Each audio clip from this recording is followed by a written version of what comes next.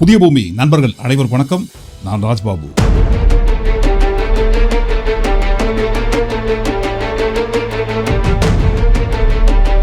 இது வரைக்கும் நிறைய பேர் நிறைய விழாக்கள் மீட்டிங் தான் நடத்திருப்பாங்க.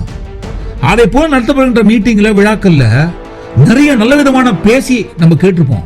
ஆனா பாருங்க, இன்னைக்கு நடத்தப்பட்ட ஒரு கூட்டம் இருக்கு இல்லைங்களா, முழுக்க முழுக்க வன்மத்தை மட்டுமே கக்கணும் அப்படின்ற ஒரு கொள்கையோடவே ஒரு கூட்டம் ஒரு மீட்டிங் நடத்துச்சு. அதை போல நடத்தப்பட்ட அந்த மீட்டிங்ல அவங்க பேசின விஷயங்கள் இருக்கு இல்லைங்களா, ஏதாவது ஒன்னாவது நியாயமா இருந்தா நீங்களே சொல்லுங்க.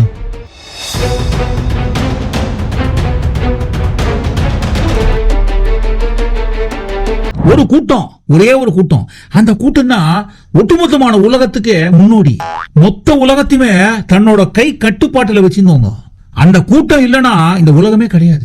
இந்த உலகம் ஒரு காலத்துல இயங்கி கொண்டிருந்தது யாராலன்னா அந்த கூட்டத்தால மட்டுமே.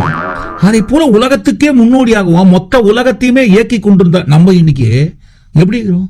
நம்ம யாரு யாரு யாருங்க சொல்லுங்க. அதே கூட்டம் தான். அந்த கூட்டம் தான் ஒரு மீட்டிங் நடத்தினாங்க. அவங்க அவாள்கள் சங்கத்தை சேர்ந்த மீட்டிங்கா இருந்தாலும் அதில் பேசப்பட்ட விஷயம் எல்லாரையுமே பாதிக்கும். இப்போ ஒவ்வொரு சமூகத்துக்கும் ஒரு சங்கம் இருக்கும். அதே போல இருக்கிற சங்கம் ஒவ்வொரு மீட்டிங் நடத்துவாங்க. அதே போல நடத்தப்படுகின்ற மீட்டிங்ல அவங்க பாட்டுக்கு பேசுவாங்க, போயிடுவாங்க. ஏன்னா அந்த மீட்டிங்ல அவங்கள பத்தி மட்டும் பேச போறாங்க, போயிட போறாங்க. ஆனா இந்த ஒரு கூட்டம் மட்டும் எல்லாரையும் மொத்தமா சேர்த்து எதுக்காக இழுத்து பேசுறாங்க? அதான் பாருங்க, இவங்க எல்லாரையும் சேர்த்து மொத்தமா இழுத்து பேசுறதால்தான் தேவையில்லாம நம்ம அதுக்குள்ள வந்து இவங்களை வெளியே இழுக்க வேண்டியதாகுது. முழுக்க முழுக்க நம்ம பேசுற எல்லாருமே பேசுற பேச்சுகள் மொத்தமே வன்மம் அப்படின்ற ஒரு விஷயத்தை தாண்டி இருக்க கூடாதுன்ற ஒரு கொள்கையோட கோட்பாடோட அந்த ஒரே ஒரு எண்ணத்தோட மட்டுமே அந்த மீட்டிங்ல நிறைய பேர் நிறைய விஷயங்கள் பத்தி பேசினாங்க. ஆனா பாருங்க, எல்லாருக்கும் தலைமை தாங்குற மாதிரி நம்ம ரங்கராஜ் அண்ணா இருக்காரு இல்லைங்களா, அவரு பேசினார் பாருங்க. கிட்டத்தட்ட 50 நிமிஷத்துல இருந்து 1 மணி நேரம் வரைக்கும் பேசிருப்பாரு. எல்லா சமூகமும் குடிமை வச்சுக்கிட்டு இருந்தது. தமிழ்நாட்டுல யாராவது பழைய படம் எடுக்க சொல்லுங்க, கிராப் வச்சுட்டு பழைய படம் வர முடியுமா? குடிமை நூல், அந்த நூலுக்கு பக்கத்துல பூ அப்படின்னு சேர்த்தா அவங்களுக்கு தேவைப்படுற நூல் மொத்தமா வந்துடும். ஆனா பாருங்க, அந்த நூல் அவங்களுக்கு மட்டும் சொந்தம் கிடையாதான். இதுக்கு முன்னாடி எல்லாருமே அந்த நூலை போட்டிருந்தாங்க. நம்மளுடைய தனிப்பட்ட அடையாளம் இல்ல, ஒட்டுமொத்த இந்தியாவுடைய அடையாளமாக இருந்தது. வெள்ளையர்களுக்கு பிறகுதானே கிராப். ஏன்னா இந்த நூல் அப்படின்றது ஒரு குறிப்பிட்ட அவாள்கள் கூட்டத்துக்கு மட்டும் சொந்தம் வச்சிருக்காங்க. அதெல்லாம் கிடையாது. எல்லாருக்கும் சொந்தம், எல்லாருக்கும் பொது. அந்த காலத்துல எல்லாருமே நூலோட தான் சுத்தி இருந்தாங்க அப்படின்றது. எல்லா சமூகமும் பூணல் போட்டுக்கிட்டு இருந்தது. தப்பு கிடையாது. ஒரு காலத்துல எல்லாருமே நூல் போட்டிருந்தாங்க, குடிமை வச்சிருந்தாங்க.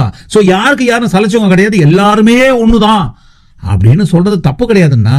ஆனா பாருங்க, உங்க கூட்டத்துல இருந்து வந்தவங்க எல்லாரும் அந்த காலத்துல இருந்து இந்த காலம் வரைக்கும் எல்லாரும் சமம் அப்படின்னு நினைக்கிறீங்க? எல்லாருமே பூணூல் போட்ட சமமான மனிதர்கள் அப்படின்னு ஒரு எண்ணம் உங்களுக்கு இருந்ததுன்னா இப்ப பேசுறீங்க. ஆனா பாருங்க, உங்க கூட்டத்தை சேர்ந்தவங்க நீங்க வாழற அந்த அக்ரஹாரம் அப்படின்னு சொல்ற இடத்துக்குள்ள ஒரு நாடார் சமூகத்தை சேர்ந்தவங்க வந்துட்டாங்கன்னு சொல்லிட்டு, ஒரு பையன் வந்துட்டான்னு சொல்லிட்டு அவனை என்ன மாதிரி பண்ணாங்க? ரோட்ல ஒரு நாடார் குலத்தை சேர்ந்த ஒரு பையன் உள்ள நுழைஞ்சிட்டாங்க சொல்லி எங்க தாத்தா வீட்டுல வெட்டியானோ தலையாரில வீட்டுல கால் பிடிச்சு இருப்பாங்க. தாத்தாவுக்கு அம்மா சின்ன குழந்தை சொல்லுவாங்க, இந்த பையனை தலையில கட்டி தொங்க விட்டு அடிச்சிருக்காரு எங்க தாத்தா. ஓப்பன் ஸ்டேட்மெண்ட் சொல்றேன், ஓப்பனா சொல்றாரு மைக்கில. சும்மா 4 செவத்துக்குள்ளவோ காது வச்ச மாதிரி யாருக்கு தெரியாம சொல்லல, ஓப்பனாவே மைக்கு போட்டு மேடை கட்டி அழகா சொல்றாரு, இந்த சமூகத்தை சேர்ந்த பையன் வந்ததாலே தலைகீழ கட்டி தொங்க விட்டாங்கன்ட்டு. ஏன் எல்லாருக்குமே குடிமை சொந்தம், எல்லாருமே நூல் போட்டுருந்தாங்க, எல்லாருமே சமம் அப்படின்னு சொல்லும் போது எதுக்காக அந்த சமூகத்தை சேர்ந்தவங்க உங்க வாழற தெருவுக்குள்ள வந்துட்டாங்க சொல்லிட்டு தலைகீழ கட்டி தொங்க விட்டீங்க? எல்லாருமே சமம் நினைச்சிருந்தா அந்த வேலையை ஏன் பண்ணிருக்க போறீங்கன்னு கேக்குறோம். ஏன்னா உங்க அவாள்கள் கூட்டத்தை சேர்ந்தவங்க அந்த காலத்துல எதையோ ஓட்டின்னு ஊத்தின்னு இருந்துட்டோம். ஆனா பாருங்க, இது விஞ்ஞான காலம். எந்த பக்கம் போனாலும் 4 பக்கம் உங்களுக்கு அடி விழுது. 4 வார்த்தை பேசுறதுக்குள்ளவே 40 பதில் வந்து விடும். யாருக்கு அதுலயா பூ சுத்துறீங்க அப்படின்ட்டு. அதான் பாருங்க, விஞ்ஞானம் வளர்ந்ததுக்கு அப்புறம் நம்ம அடிக்கு மேல அடி வாங்குறோம் அப்படின்ட்டு அப்படியே மாத்துறாரு. நூல் எல்லாருக்கும் சொந்தம், குடிமை எல்லாருக்கும் சொந்தம், வெள்ளக்காரனா வந்து எல்லாத்தையும் மாத்திட்டான்ட்டு. அதுக்கு முன்னாடி ஏது கிராப்? ஒரு 250 வருஷம் வரலாறுனா அந்த கிராப் அதுக்கு முன்னாடி ஏது? அப்ப நம்ம ஒரு மீள் பார்வை பார்க்காம நம்ம என்ன செய்யறோம், என்னவா ஆகணும் அப்படின்னு பார்க்காம ஒண்ணு புரிஞ்சுக்கங்க ரங்கராஜன், உங்களுக்கு மட்டும் கிடையாது, இந்த வெள்ளைக்காரன் சொல்லி தெரிஞ்சுக்கிற எல்லாருக்கும் ஒரே பதில் தான். நீங்க சொல்ற இந்த வெள்ளைக்காரர்கள் அப்படின்னு ஒருத்தன் உள்ள வரலன்னா நம்மளா உருவாக்கி வச்சது இந்த அணை மற்றும் கோவில் இதை தவிர எதுவுமே கிடையாது. ஏதாவது ஒரு விஷயத்தை இந்த கோவில் பக்தி வேதம் அப்படின்னு சொல்லக்கூடிய விஷயத்தை தாண்டி நம்ம ஏதாவது உருவாக்கி இருக்கோம். அவன் உள்ள வராம இருந்தான்னா நீங்களும் உங்க கூட்டம் மட்டும்தான் ராஜ்யம் நடத்திட்டு இருப்பீங்க, அநியாயம் பண்ணிட்டு இருப்பீங்க. அவன் உள்ள வராம இருந்தான்னா கடைசி முட்டம் நீங்க பண்ணி இந்த அநியாயம் அக்கிரமம் யாருக்குமே தெரியாம போயிருக்கும். சோ அதே போல அவன் உள்ள வந்து விழிப்புணர்வை ஏற்படுத்தி எல்லாருக்கும் படிப்பை கொடுத்தான் அப்படின்ற ஒரு காரணத்தினால்தான் இன்னி வரைக்கும் எப்பவோ எந்த காலத்திலயோ உருவாக்கி வச்ச சாதிய வெள்ளைக்காரன் உருவாக்கி வச்சுட்டு போனான்னு சொல்லி காதுல பூ சுத்தி நிக்கிறீங்க. பாகுபாடு அப்படிங்கிறது வெள்ளையர்களுக்கு பிறகே வந்தது. அதான் நம்ம புரிஞ்சுக்க வேண்டியது. நம்ம எங்கிருந்து வந்துச்சு இந்த பாகுபாடுங்கிற வந்துச்சு, நம்ம மறுக்கல, பாகுபாடு இருக்குது, அதே நம்ம மறுக்கல. எங்கிருந்து வந்துச்சு? வெள்ளை நீங்க எல்லாம் தூக்கி பிடிக்கக்கூடிய வெள்ளையர்கிட்ட தான் வந்துச்சு. வெள்ளைக்காரன் உள்ள வந்ததால் தான் மனிதர்கள் எந்த அளவுக்கு உங்களுக்கு அடிமையா இருந்தாங்க அப்படின்ற ஒரு விஷயத்த எல்லா மக்களுக்கும் எடுத்து சொன்னான். அதனால தான் வெள்ளைக்காரனை பார்த்தா இந்த நிமிஷம் மட்டும் உங்களுக்கு பொறாம மொத்தமா எரியுது மயிறு. அந்த எரிச்சல்ல அப்புறம் அது என்னது, உலகத்துக்கே நீங்க தான் முன்னோடியா இருந்தீங்களா? இவர்களுக்கு இருக்கிற அறிவும் ஞானமும் யாருக்குமே இருக்காது அப்படின்னு ரேஞ்சில பேசினாரு. யாரோ வந்து நம்மளை காப்பாற்றுவாங்க, யாரோ வந்து உலகத்தை காப்பாற்றி கொண்டிருந்த சமூகம் இது. உலகத்தை காப்பாற்றி கொண்டிருந்த சமூகம் இது. யாரோ வந்து காப்பாற்றுவார்கள் என்று காத்துக் கொண்டிருக்கிறீர்கள். அதனால் தான் உங்களை உங்களாலேயே காப்பாற்ற முடியாமல் போனது. ஆனா பாருங்க, உலகத்துக்கே முன்னோடியா நம்ம இருந்தோம்னு சொல்லி இருக்கிற நம்ம இது வரைக்கும் என்னத்தை கண்டுபிடிச்சோம்? மயிறு. எல்லா சமூகமும் குடிமை வச்சுக்கிட்டு இருந்தது. மிஞ்சி போனா சுக்லாம்பரதனம் விஷ்ணு சசிவர்ணம் சதுர்புஜம் பிரசன்னவதனம் தியாயத். அதை தாண்டி மனிதர்களுக்கு தேவைப்படுகின்ற ஏதாவது ஒரு நல்ல அற்புதமான அருமையான கண்டுபிடிப்பை இது வரைக்கும் நம்ம கண்டுபிடிச்சோமா? மிஞ்சி போனா பூர்வ ஜென்ம பாவம், குல தொழில், உன் குலம் இப்படிதான் இருக்கும், இதுக்கு முன்னாடி இருந்தவங்க எல்லாம் பாவம் பண்ணவங்க, யார் யார் கோயில் உள்ள போறாங்களோ அவங்க எல்லாம் புண்ணியம் பண்ணவங்க, இதை போல தேவையில்லாம அற்பத்தனமான கண்டுபிடிப்பு தான் கண்டுபிடிச்சு வச்சிருக்கீங்க. இதை போல நம்ம கூட்டம் ஆகணுன்றதுக்காக மட்டும் சுயநலமான கண்டுபிடிச்ச கண்டுபிடிப்பை தாண்டி உலக மக்களுக்கு தேவைப்படுகின்ற ஏதாவது ஒரு கண்டுபிடிப்பை நம்ம மூளை வலிமை கூட்டத்தை சேர்ந்தவங்க ஏதாவது கண்டுபிடிச்சிருக்கோமா? அந்த மாதிரி எதுவுமே கண்டுபிடிக்க துப்பு திராணி வக்கு இல்லாத நம்ம எதுக்காக உலகத்துக்கே முன்னோடியா இருந்தோம்னு சொல்லிக்கிறீங்க? வலிமை பிராமணர்களுக்கு மூல வலிமை ஜாஸ்தி, ரொம்பவே ஜாஸ்தி. எதுக்காக இதை தாண்டி இதை போல விஷயத்தை தாண்டி உங்க எதுவுமே கண்டுபிடிக்கணும்னு சொல்றோம்னா, அதே மீட்டிங்லயே கலைஞர் கருணாநிதி அவர்களை குறித்து ஒரு அற்புதமான கண்டுபிடிப்பை கண்டுபிடிச்சிருக்காரு. ஒரு 4 ஜெனரேஷன்ல கோவில்ல நாயன வாச்ச புண்ணியம் அமரர் கலைஞருடைய குடும்பமே ராஜாவா நிக்குது. ஒரு 4 தலைமுறை குடும்பமே ராஜாவா இருக்கு. ராஜா பிரமாதமான ஆட்சி பண்ணிட்டு இருக்காருங்க. இளவரசருக்கு பட்டாபிஷேகம் ஆயிடுச்சு, இளவரசர் ரெடி. கலைஞர் இருக்கும் போதே ஸ்டாலின் இருக்கும் போதே உதயநிதி, இன்ப நிதிக்கு வேற அடுத்த ஆள் ரெடி ஆயிட்டாங்க. எங்க அன்னையா இன்ப நிதி ஆட்சி வரணும் அடுத்த ஊரு. அப்ப 4 தலைமுறையாக நாதஸ்வரம் வாசிச்ச ஒரே ஒரு காரணத்தினால் மட்டும்தான் கருணாநிதி அவர்கள் முதல்வர் ஆனாரு. அவங்க தலைமுறை ஒட்டுமொத்தமா செட்டில் ஆச்சு அப்படின்றீங்க இல்லீங்களா? கோவில்ல நாயன வாச்ச புண்ணியம் தப்பே கிடையாது. நாதஸ்வரம் வாசிச்ச காரணத்தினால் மட்டும்தான் இவங்க குடும்பமே முதல்வர் ஆயிட்டாங்க அப்படின்னு சொல்றது தப்பு கிடையாது. ஆனா பாருங்க, இன்னைக்கும் அதற்கு முன்பாக டிஸ்கிளைமருக்காக சொல்லிடுறோம், என்னங்க நீங்க நாதஸ்வரம் வாசிச்சவங்க எல்லாரையும் நீங்க வந்து கேவலப்படுற மாதிரி தெரியுது அப்படின்னு சொல்லாதீங்க. அவர் சொன்னாரு அப்படின்றதுக்காக சில பல உதாரணமா காட்டுறோம். இப்ப நாதஸ்வரம் வாசிக்கிறவங்க எவ்வளவு பேர் இருக்காங்க, இன்னைக்கும் நாதஸ்வரம் மட்டுமே தான் வாசிக்கிறாங்க. ஏன் நாதஸ்வரம் வாசிச்சவங்க எல்லாம் சிஎம் ஆகல? அவங்க குடும்பத்துல இருந்து பிறந்தவங்க எல்லாரும் ஏன் அமைச்சர் ஆகல? ஏன்னா நாதஸ்வரம் வாசிச்சதால கடவுள் ஆசி கடவுள் அருள் அவங்க இப்படி ஆயிட்டாங்க அப்படின்னு சொல்லும் போது, ஏன் நாதஸ்வரம் வாசிக்கிறவங்க எல்லாருக்குமே கடவுள் அருள் புரியல? இன்னைக்கும் தலைமுறையாக நாதஸ்வரம் வாசிக்கிறவங்க நாதஸ்வரம் தானே கட்சி மட்டும் வாசிக்கிறாங்க. ஏன் அவங்களுக்கு எல்லாம் கடவுள் அருள் புரிந்து ஒட்டு மொத்தமா அவங்க எல்லாரையும் சிஎம்மாவும் பிஎம்மாவும் ஆகல? சரி, அது போட்டோம். இப்ப கோவிலுக்கு வெளியே நாதஸ்வரம் வாசிச்ச காரணத்தினால் முதல்வர் ஆயிட்டாங்க அப்படின்னு சொல்லும் போது, கோவிலுக்கு உள்ளவே சாமியை தொட்டு பூர்வ ஜென்ம புண்ணியம் பண்ணி பூஜை பண்றாங்க இல்லைங்களா, அவங்க ஏன் கடைசி முட்டம் அர்ச்சகர் அப்படின்ற ஒரு நிலைமையிலேயே இருந்துடுறாங்க? இதுதான் அந்த பிராமண புத்தி. ஏன்னா கோவிலுக்கு வெளியே இந்த நாதஸ்வரம் வாசிக்கிற குடும்பமே முதல்வராய் செட்டில் ஆயிடுறாங்க அப்படின்னு சொல்லும் போது, கோவிலுக்கு உள்ள சாமியை தொட்டு பூஜை பண்ற குடும்பம் ஏன் இனி வரைக்கும் பூஜை மட்டுமே பண்ணுகிறாங்க? சிஎம்மும் பிஎம்மும் கவர்னர் ஆகாம யோசிக்க வேண்டிய விஷயம். அப்போ நம்ம ரங்கராஜ் அண்ணா வாயாலேயே ஒத்துக்கினாரு, கலைஞர் கருணாநிதி அவர்கள் கோடியில் ஒருவன். என்னதான் விழுந்து சாமி கும்பிட்டாலும், சாமி கும்பிடணும் அப்படின்ற பேர்ல உண்டு இருந்தாலும் கடவுள் அவங்களுக்கெல்லாம் சாமியை தொட்டு பூஜை பண்ற அவங்களுக்கு உட்பட கடவுள் ஆசி புரியறதே கிடையாது, அருள் புரியறதே கிடையாது. அந்த கடவுள் அருள் புரியாத காரணத்தினால் மட்டும்தான் கடைசி வரைக்கும் அவங்க எல்லாம் அப்படியே இருக்கிறாங்க. கோடியில் ஒருவருக்கு கடவுள் ஆசி வழங்குற மாதிரி நாதஸ்வரம் வாசி இந்த தலைமுறைக்கு கலைஞர் கருணாநிதி அவர்களுக்கு அருள் வழங்கியிருக்காரு. கடவுள் அருள் வழங்கிய ஒரே ஒரு காரணத்தினால் மட்டும்தான் கலைஞர் கருணாநிதி அவர்கள் குடும்பமே இதை போல முதல்வர் அமைச்சர் ஆயிட்டாங்க அப்படின்னு சொல்லும் போது அப்ப அவர் கோடியில் ஒருவன். உங்க கூட்டம் உட்பட யாருக்குமே ஆசி வழங்காத அந்த கடவுள் நம்பிக்கையே இல்லாத ஒருத்தரை தேர்ந்தெடுத்து அருள் புரிஞ்சு இதை போல பண்ணிருக்காரு. அப்படிதானுங்களே? அதுக்கு அர்த்தம் அப்படிதானே ஆகும். கடவுள் அருளால இதை போல ஆயிட்டாங்க சொல்லும் போது அப்ப இதை போல ஆகாதவங்க எல்லாரும் கடவுள் அருள் கிடைக்காதவங்க. அவரை காலம் வரலாம் அப்படின்ற ரேஞ்சில நீங்க தேவையில்லாத வார்த்தையை இழுத்து கடைசியில் ஒட்டுமொத்தமா நீங்க தான் கரிய பூசிக்கிறீங்க. இதுதான் அந்த பிராமண புத்தி. கடைசி மட்டும் உங்க குடும்பத்துல இருந்து வந்தவங்க யாருமே சிஎம் ஆகாம இதே போல தேவையில்லாத விஷயத்த பேசுற கூட்டமா மாறிட்டோம் அப்படின்னு சொல்லும் போது அப்ப கடவுள் உங்களை போன்ற கூட்டத்துக்கு கடைசி மட்டும் அருளே புரியல அப்படின்னு தானே கணக்காகுது. அதுக்கு தான் நான் சொல்றது, நம்ம வாய் இருக்கு இல்லைங்களா, அந்த வாயை நம்மளையே எப்போ எந்த சமயத்துல காலம் வரும் தெரியாது. இதுதான் அந்த பிராமண புத்தி. எதையோ சாதிக்க போற மாதிரி அந்த கூட்டத்துல வீராவேசமா கம்பீரமா பேசி இப்படி கவுந்துட்டீங்களா? சரி, பூஜை பண்றவங்களையும் விடுங்க.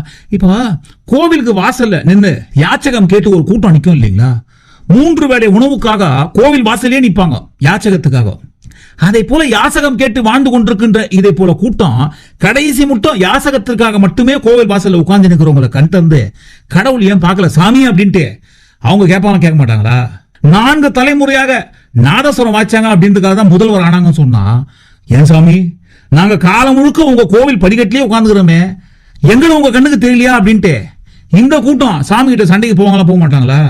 அவங்களுக்கு மட்டும் அருள் புரிஞ்ச நீங்க எங்களுக்கு மட்டும் ஏன் சாமி அருள் புரியாம இருக்கிறீங்க, இந்த ஓர வஞ்சனம் எதுக்கு அப்படின்ட்டு கேட்பாங்களா, கேட்க மாட்டாங்களா? ஆட உங்க கூர்க்காவுக்கு போறந்தவன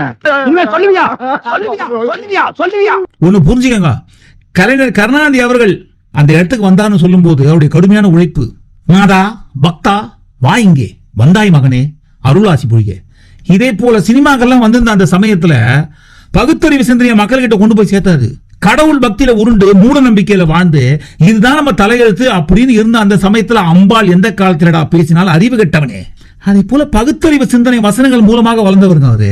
டபால் பொசுக்குன்னு 4 தலைமுறையாக நாதஸ்வரம் வாசிந்த ஒரு காரணத்தினால் மட்டும் சிஎம் ஆயிட்டாரு அப்படின்னு சொல்லும் போது இதுதான் அந்த பிராமண புத்தி. அப்ப நாதஸ்வரம் வாசிக்கிறவங்க எல்லாருக்கும் கடவுள் ஆசையே புரியல அப்படின்னு சொல்லிட்டு ஒட்டுமொத்தமா நாதஸ்வரம் வாசிக்கிறவங்க எல்லாரும் சண்டைக்கு வர மாட்டாங்க, கடவுள் கிட்ட போயிட்டு கேள்வி கேட்க மாட்டாங்க. என்னையா நாதஸ்வரம் வாசிச்சாங்க அப்படின்னு ஒரு காரணத்தினால மட்டும் அவங்க குடும்பத்தை சிஎம் ஆக்கிருக்கீங்க, நாங்க காலங்காலமா நாதஸ்வரம் வாசிக்கிறோமே, எங்களை பார்த்தா உங்க கண்ணுக்கு தெரியலையா, எங்க குடும்பத்துல இருந்து யாரையும் நீங்க சிஎம் ஆக மாட்டீங்களா, அமைச்சர் ஆக மாட்டீங்களா, அட கவுன்சிலராவது ஆக்க மாட்டீங்களா அப்படின்ட்டு சாமி கிட்ட எல்லாரும் நாதஸ்வரம் வாசிக்கிறோங்க சண்டைக்கு போக மாட்டாங்க. ஏன்னா இப்படி இல்ல நீ இவ்வளவு கேவலமா இருக்கேன்னு சொல்ல வர்ற, ஒத்துக்கிறேன். சரி, இவங்க எல்லாம் போட்டோம்னா நீங்க ஏன் இது வரைக்கும் சிஎம் பிஎம் ஆகல? ஏன்னா உங்களுக்கு தான் அளவுக்கு அதிகமான கடவுள் நம்பிக்கை இருக்குன்னு நீங்களே சொல்லிக்கீங்களே. ஹே பகவான் ஹே பகவான் ஹே அதை போல அவ்வளவு அளவுக்கு அதிகமான கடவுள் பக்தி கொண்ட நீங்க ஏன் இது வரைக்கும் முதல்வர் ஆகல, பிரதமர் ஆகல? ஹே பகவான் ஹே பகவான் ஹே சரி, நம்ம ஜி இருக்கா இல்லைங்களா, ஜி, அந்த ஜி எந்த கோவில்ல உட்காந்து நாதஸ்வரம் வாச்சி பிரதமர் ஆனாருங்க? தெரியாது, கேட்டு சொல்லுங்க. ஏன்னா உங்களுக்கு தான் நல்லா தெரியும் இல்லைங்களா அவரோட ஃபோன் நம்பரு. ஃபோன் பண்ணி கேட்டு சாமி sorry G G G G நீங்க எந்த கோவில் வாசல்ல உட்காந்து நாதஸ்வரம் வாச்சிருந்தீங்க, உங்க தலைமுறை எந்த கோவில்ல நாதஸ்வரம் வாச்சிருந்தாங்க, அந்த நாதஸ்வரம் வாசித்த காரணத்தினால் மட்டும் நீங்க எப்படி பிரதமர் ஆனீங்க அப்படின்ட்டு அவர்கிட்ட ஃபோன் போட்டு கேட்டு போடுங்க ஒரு பதிவு. கங்கா மையா கங்கா மையா கங்கா மையா கங்கா மையா. பேச்சுக்கு நம்ம கூட்டம் சொல்றீங்களா? எந்த மாதிரி கூட்டம்னா? பிராமணனுக்குன்னு பல தொழில் இருக்கு. இன்னைக்கு வரைக்கும் அவன் அதுல இறங்கினான்னா அவன் மாஸ்டரா இருக்கிறான் இயல்புலயே. இதே போல தண்ணி அடிக்கிறாரு, அதே போல கூட்டமா? இப்படி கோயில் குருக்களா இருக்கீங்க நீங்க இல்லையா? இல்ல, உலகளந்த பெருமாள் கோவிலோட அர்ச்சகரு சமீபத்துல மாட்டினாரு, ஞாபகம் இருக்கு இல்லீங்களா? தண்ணி அடிச்சுட்டு பிரியாணி கடையில போய் பார்க்கிங் பிரச்சனையில சண்டை போட்டு உருண்டு மண்டையை ஒடிச்சுன்னு வந்துட்டு கோவில் நிலத்தை அமைச்சர் சேகர் பாபு வந்து ரவுண்ட்ஸ் வந்தாரு, அதை ஆட்டையை போட்டு பிளான் பண்ணாரு, அதை தடுத்துன்றதுக்காக என்ன கட்டி போட்டு அடிச்சாங்க. அவ கிட்ட இருந்து நான் தப்பிச்சு வந்ததே பெரிய விஷயம் அப்படின்னு விட்டாரே ஒரு ரீலு. நான் தப்பிச்சு வந்தது பெரிய விஷயமா இருக்கும். பெருமாள் தான் மட்டும் போஷிட்டு இருக்கேன். சாருக்கு சாப்பிட தெரிஞ்ச எடுத்துட்டு வாங்கிட்டேன். அதே போல கூட்டத்தை சேர்ந்தவங்களா இல்ல பள்ளிக்கூடம் படிக்க வேண்டிய வயசு குழந்தைகள் எல்லாம் கூட்டிட்டு வந்து கல்யாணம் பண்ணிட்டு நாங்க இப்படிதான் பண்ணுவோம் எங்க இஷ்டம்னு சொல்லி கரெக்டா பண்ணுறாங்களே சிதம்பரம் நடராஜர் கோயில் குருக்கள்கள், அதே போல கூட்டத்தை சேர்ந்தவங்களா?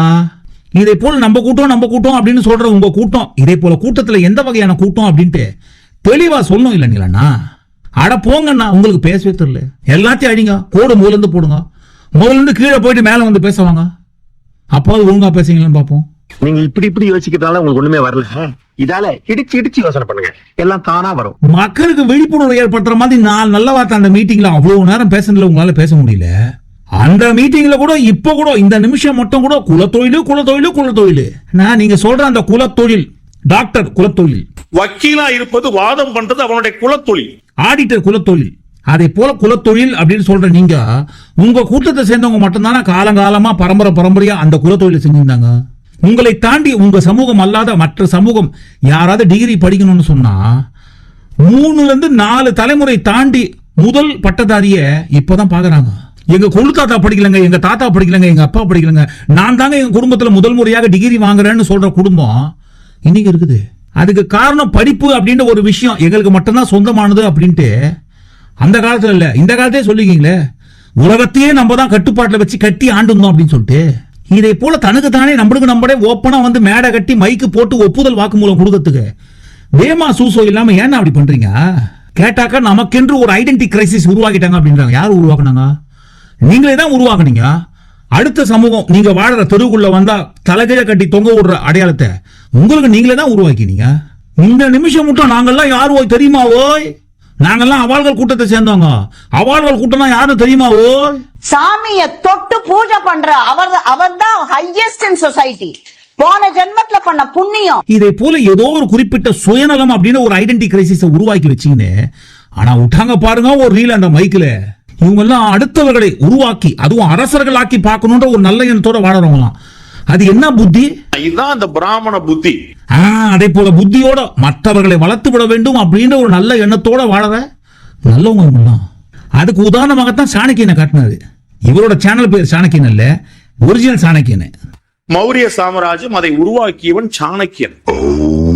அவன் ராஜாவாக நினைக்கலையே, தன்னுடைய பிள்ளைய ராஜாவாக நினைக்கலையே, எனக்குன்னு இல்ல பிறருக்கு. ஆனா சாணக்கியன் அடுத்தவர்களை அரசர்களாக்கி அழகு பார்த்தார் அப்படின்னு சொல்றாங்க இல்லைங்களா? நீங்க நல்லா யோசிச்சு பாருங்க. உண்மையிலேயே சாணக்கியன் அடுத்தவர்களை வாழ வைக்கணும் அப்படின்றதுக்காக அரசராகினாரு சந்திரகுப்த மௌரியனை. பத்மநந்தன் அரசவையில சாணக்கியனுக்கு கிடைக்க வேண்டிய உரிய மரியாதை கிடைக்கல. ஏன்னா சாணக்கிய இயற்கையிலேயே ஈகோ பிடிச்சவரு, பொறாம பிடிச்சவரு, அகம்பாவம் பிடிச்சவரு, ஆணவம் பிடிச்சவரு. நம்மளை தவிர இந்த உலகத்துல யாருமே புத்திசாலி இல்லைன்ட்டு இயற்கையான புத்தி கொண்டவர் அவரு. அதே போல இருக்கிற ஒரு மனுஷனுக்கு மகா பத்மநந்தன் அரசவையில நம்மளுக்கு கிடைக்க வேண்டிய மரியாதை கிடைக்கலன்ற ஒரு காரணத்துக்காக மட்டும்தான் அவனை அழிக்கிறதுக்கு முடிவு பண்ணாரு. இதுல வேற நந்த வம்சத்தை வேற இருக்காமல் என் குடிமையை நான் முடிய மாட்டேன்னு சொல்லிட்டு குடிமையை அவுத்து விட்டாரு. சுயநலத்துக்காக நந்த வம்சத்தை ஒழிச்சு கட்டிட்டு சந்திரகுப்த மௌரியனை அரசனாகினாரு. இந்த சுயநலத்துக்கு வேணா நீங்க சொன்னீங்களே என்ன புத்தி? இதுதான் அந்த பிராமண புத்தி. இதுதான் அந்த பிராமண புத்தி.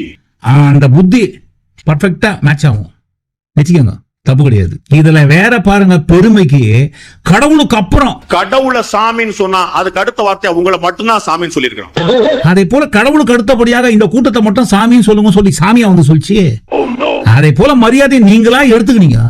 எங்களை தவிர்த்து சாமியை பூஜை பண்ற சாமி யாருமே இருக்கக்கூடாதுன்ட்டு நீங்களே தான் செஞ்சு வச்ச சதி வேலை. வேட்டையானது எருமை, இதுல என்ன பெருமை? உருவாக்குறது சுயநலம், இதுல என்னையா பொதுநலம்? கூட்டி கட்சி ஒட்டுமொத்தமா அந்த மீட்டிங்ல இவர் பேசின விதத்தை பார்க்கும்போது, இவரோட ஃபேஸ் எக்ஸ்பிரஷன் பார்க்கும்போது, நம்ம எப்படியோ ஆட்டி வச்சிருந்தோமே, ஆட்டி படைச்சிருந்தோமே, இன்னைக்கு அடங்கி ஒடுங்கி போயிட்டோமே, நம்ம நடத்தி இந்த ராஜ்யத்தை இன்னைக்கு நம்ம நடத்த முடியல அப்படின்ற ஆதங்கம் ஒட்டு மொத்தமா அவர் முகத்திலையும் ஒவ்வொரு பேச்சிலிருந்து வளர வார்த்தையிலையும் தெரியுது. மறுபடியும் அதே காலம் வராதா? நம்ம ஓஹோன்னு வாழ்ந்த காலம் திரும்பாதா? எல்லாரையும் அடிமை மாதிரி ஆட்டி படைச்சு வச்சிருந்த அந்த நேரம் மறுபடியும் நமக்கு வராதா அப்படின்ற ஒரு வன்மம், விஷமத்தனம், விஷம் மொத்தமா அந்த மீட்டிங்ல துப்பிட்டாரு. அதனால ஒட்டு மொத்தமா கூட்டி கழிச்சு பெருக்கி வகுத்து இந்த காணொலி பத்தின விஷயத்தையும், இந்த காணொலிக்குள்ள வந்த இந்த வன்மத்தனமான விஷமத்தனமான பேச்சை பத்தி நீங்க என்ன நினைக்கிறீங்க அப்படின்னு உங்களுக்கு கருத்து கமெண்ட் பண்ணுங்க. மீண்டும் நாம் சந்திப்போம். நன்றி, வணக்கம்.